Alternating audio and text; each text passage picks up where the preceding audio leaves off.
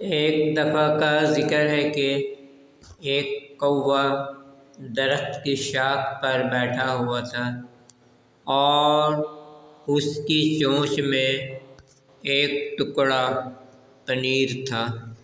ایک چالاک لومڑی نے یہ دیکھا اور پنیر حاصل کرنے کی ترکیب سوچی۔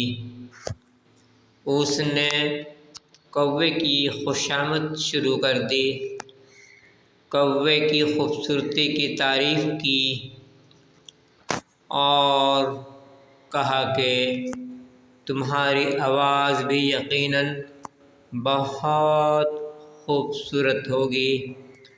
کوا جو اپنی تعریف سن کر خوش ہو گیا، اپنی آواز سنانے کے لیے کائیں کائیں کرنے لگا اور اس کی چونچ سے پنیر گر گیا۔ لومڑی نے فوراً پنیر اٹھایا اور کہا کہ تمہیں اپنی تعریف پر اتنا بھروسہ نہیں کرنا چاہیے۔ کہانی کا سبق: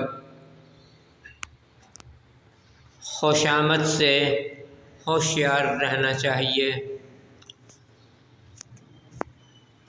کیونکہ خوشامد کرنے والوں کے پیچھے کوئی چھپی ہوئی نیت ہو سکتی ہے۔